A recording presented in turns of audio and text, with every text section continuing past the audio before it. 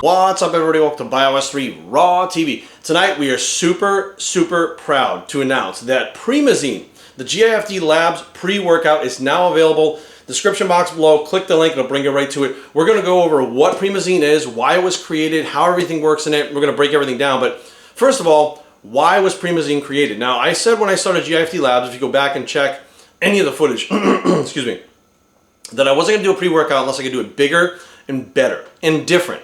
Now, what does that mean? It's all relative, right? What I meant by better now is the market is predominantly dominated by stim pre-workouts, right? Pump pre-workouts, kind of a close second. I wouldn't say a close second, but they're second. Hands down, the stim pre-workouts. Well, I really kind of set out to figure out why so many of the stim pre-workouts are being taken across the gyms all over the world, but the individuals are not getting gains, or they're getting very slow gains. They should be getting better gains with this pre-workout nutrition that they're taking in. And what I found out was, this is going to be a pretty heavy-duty video, so hopefully you guys are down to listen to this. When you take a stim pre-workout, many of them have more than one stim in it, and those stimulate your central nervous system, and that's what gives you the energy and gives you the before you go in the gym. Now, once you get in the gym, you're able to move the weight. Now, here's the kicker. When you stimulate your central nervous system like that, it fires more muscle fibers at once, right from the get-go. So power lifters are very good at initiating the central nervous system, Olympic lifters, but think about the lady whose kid was trapped under a car. She doesn't even work out. She reaches down, grabs the car, and picks up the car. How is she able to do that? It's the central nervous system that's actually stimulating all those muscle fibers at once to be able to move the weight. It's an emergency response to something that your body feels. Now, that emergency response in the gym doesn't allow you to stimulate the type 2 fibers in your muscle that really are required for the most amount of muscle to gain. It bypasses them because it's stimulating your central nervous system. Now what happens is, as your central nervous system is stimulated so much by various stims, cortisol levels actually do rise. This is a scientific fact, as well as the fact that your adrenal glands, you go into a slight adrenal fatigue. The longer you're on these supplements, the more adrenal fatigue you occur, the more catabolism occurs from the higher cortisol levels, the less gains you get. So yes, you're having a great workout moving the weight, but think about that power lifter who weighs 140 pounds that can squat 500 pounds. He doesn't look like he can squat it. It's not necessarily the muscular strength, it's actually the firing of the central nervous system that moves that weight through space. Now, that being said, I kind of took a step back and I said, what would we need to do to actually get better muscular gains? How do we get the muscle fibers to fire in order to get to those type 2 fibers that would give you the fastest and best gains that you can get? You have to take the stim out.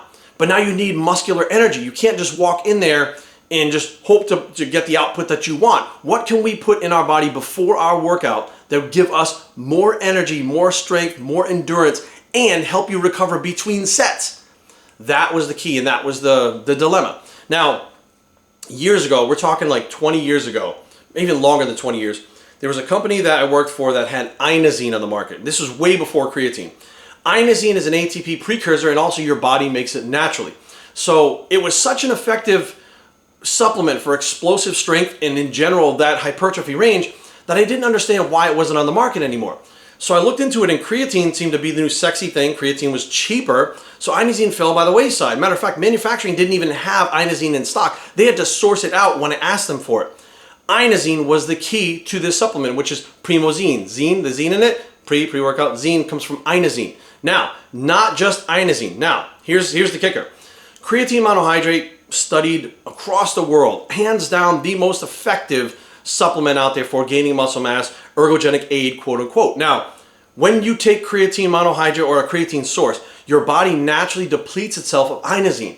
So what happens is the creatine works for a little while, you start to hit this plateau, and a lot of people think it's the saturation levels, it's receptor downgrade, it's this. It's actually the inosine decreasing in your body, and your body's able to make less ATP because you're decreasing that natural energy source in your body. Add the inosine with the creatine. You now have a 1-2 punch that doesn't decline. Your strength will literally start going up and up and up, and where they normally plateau, they'll continue going up in the gym in that hypertrophy range, stimulating those type 2 fibers that get you the fastest muscular gains possible. Now, in addition, calcium pyruvate. Here's the kicker. Here's another thing that I think goes way overlooked. Calcium pyruvate, not only in studies, but we've seen it in a practical application, amplifies many other nutrients. One of them being creatine, and creatine was actually studied as far as being amplified by calcium pyruvate. Now, there's also a creatine pyruvate, right? This was a kind of a failed attempt at trying to make something better than calcium pyruvate and creatine together. What happens is the calcium pyruvate actually winds up getting broken down into regular pyruvate and creatine by themselves. So it actually makes sense to make it more efficient to give it to two things it breaks down to anyways, and it actually converts it together faster and more efficiently. Hence why we have calcium pyruvate and not just pyruvate inside the product, or even creatine pyruvate. It works better having them separate, combining them together, making a synergy. Now, last ingredient, carbohydrates. There's 10 grams of carbohydrates, which turns into glycogen, which has two different reasons that we have it in there. Number one, muscular energy, right? True muscular energy. Glucose, the easiest thing that your body can use for fuel. The second thing, by ingesting these carbohydrates before your workout, you get a slight trickle of insulin, which stops I don't want to say stops, but reduces the muscle protein breakdown so that your body's not breaking down the muscle as far as it normally would, which means you can use heavier weights, not longer, but extended sets with more weight, and your body will still be able to recover from it. You're not going to deplete your body to the point where you can't recover. So hands down, PREmosine is one of those things that, there's separate things out there and you take them all by themselves. You put them together, you have a powerhouse, power-packed punching supplement that there's nothing like it on the market at all. There are no stims in it, but you get pure muscular energy that allows you to stimulate those type 2 fibers. Faster muscle gains, faster strength gains. Now, here's the kicker. This muscular energy. Jerry, what are you talking about with this muscular energy? Muscular energy is the amount of energy or power or strength you're going to output in the gym that comes directly from the muscles. So when you get in the gym, you take this pre-workout, you don't feel all wired out of your skull. You don't feel like, I got to go to the gym. You literally walk in there and you're like, I don't really feel anything, right? You don't feel anything. Like when you take creatine, you don't feel anything.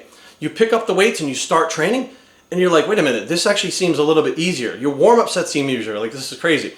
In between sets, you're resting, you go back to the next set, you're using more and more weight than you normally would, and the weight is moving. It actually feels lighter. You're like sitting there going, I can't believe this. Like, even when you're sick, even when you stop taking stims, you walk in the gym and you're able to perform better in the gym from the first dose. It literally gives your muscles the actual energy it needs to build muscle and doesn't raise cortisol levels and doesn't do things like fire your central nervous system so that it fries your central nervous system, which overtraining is central nervous system. It is not muscular.